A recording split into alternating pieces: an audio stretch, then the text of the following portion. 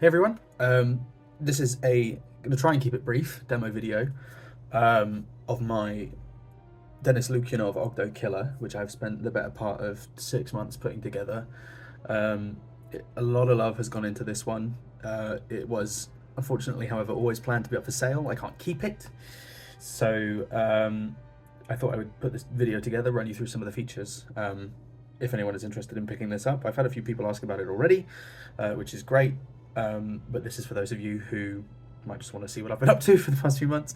And this is it. So it's a Gen 1 Dennis Lukianov Oggdo Killer. I've been looking around for one of these for a very, very long time, one that hadn't been installed or weathered or anything, and one finally popped up on eBay nearby, so I jumped on it. And then this has been kind of a lot of work for the past few months. So it's been weathered by myself, combinations of oil washes, acrylics, chemical weathering, sanding, just all the techniques gone into this one. All the pommel detail work has been done as well. So this was matched to not the in-game model but the concept art for the Jedi Fallen Order saber that exists up on ArtStation. I found it from the original artist who designed the saber, and his artwork was incredible, so I tried to match it to that as best as I could. It is a gorgeous hilt. It's a one button setup. It's incredible. Putting this together has been a real dream. It's been designed perfectly, but I've done all the kind of the detailing work up in the top as well. The copper ring detailing, the greeblies detailing in there, painted some additional faux aluminium strips to match the concept art that weren't in the original hilt. And then inside, if I just unclock this retention ring in the middle, you will see that we have a custom addition to a chassis that already exists, which is a fantastic chassis. This is the C's Workshop Master Chassis. It's a little bit snug. Oh, fully removable chassis, along with an additional piece which I've designed and printed down the end with a Shtok 6-ring connector, which supports accent lighting in the pommel, which I don't believe anybody else has done. I think I've seen 2 people do it maybe. But this is a custom solution that I've come up with. You can see there's a connector down in the bottom. This lower pommel piece was machined out by hand with a Dremel and a bunch of files, and then these copper cables down the end are actually fiber optic, so they light up as well. A lot of work went into that one. So let's just go over the chassis while we're in here. It all disconnects from a 3-pin connector up the top. Just slides out. So this is fantastic chassis. It was so easy to put together. It's really beautiful. Like I said, C's Workshop chassis with these kind of gull wing retention doors holding the speaker in place in the middle, so it sound vents perfectly. The saber is so loud. And you've got a revolving crystal chamber up here with accent lighting down the strip. Here under this cover lives the soundboard and some wiring.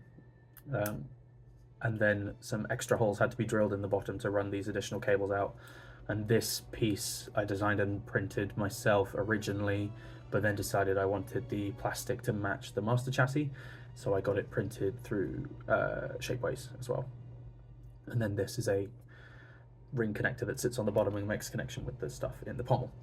So enough talking about things. There'll be high resolution photos of everything up on my site and up on the Instagram should anybody want a closer look at it rather than via low-res video. But the only thing that exists in this upper section of the hilt is the connector, which is epoxied in place in there, and the 3-pin connector which lives in there. Everything else is removable.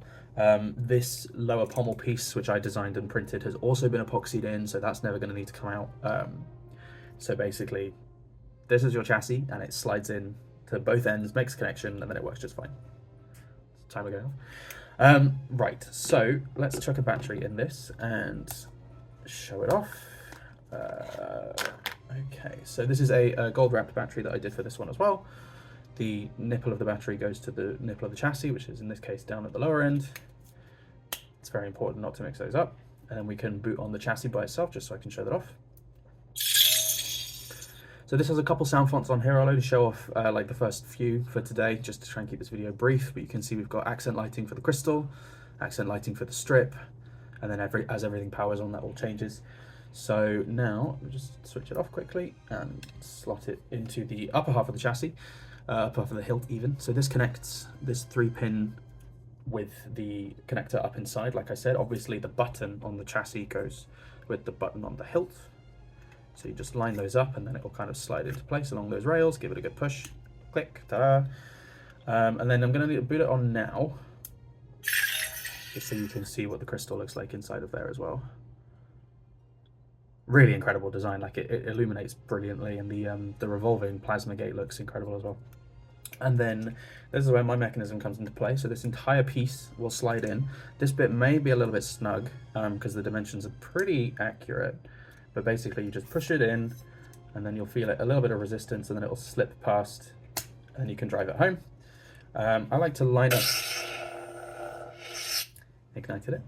I like to line it up so the button is with the most exposed bit of the pommel, so you get the most effect basically. So I'll just swivel this around carefully, gently, until that lines up, which it does, and then you get the retention ring into place. And then as you start screwing the retention ring and increase the tension down the bottom, hey, the lower half lights up. So that's the pins all making contact down there, and you can see the machined out parts there glowing illuminated nicely, and you can see the fiber optics down the bottom.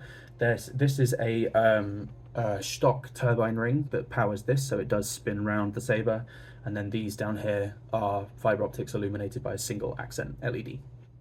And that's pretty much all I have to say about the saber while it's off, so we may as well turn it on. The sound venting and the design of where the speaker is placed is incredible, so it's super, super loud. Let's just show it off. Get the revolving plasma gate on the inside there. The lighting will change us down there. These kind of spark and fizzle down at the bottom, and this revolves and pulses and changes color a little bit.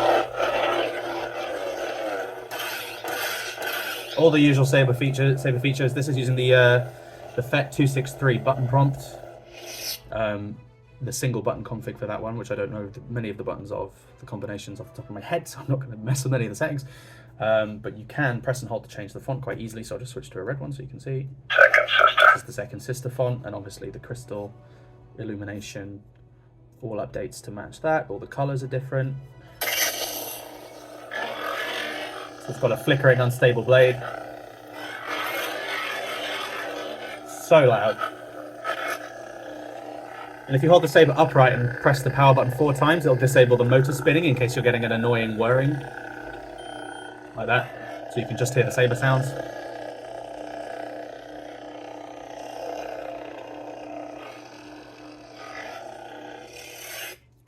Just quickly chuck a blade in to show that it works.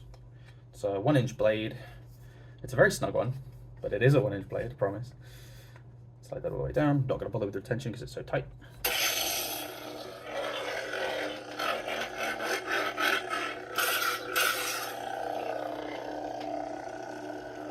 And there it is.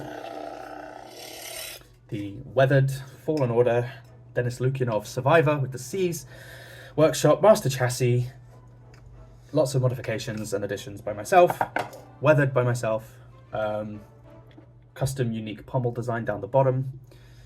I think that's pretty much all I can say about this one. It kind of speaks for itself. I love this saber very, very dearly, but unfortunately I have to part with it to focus on other products at the moment.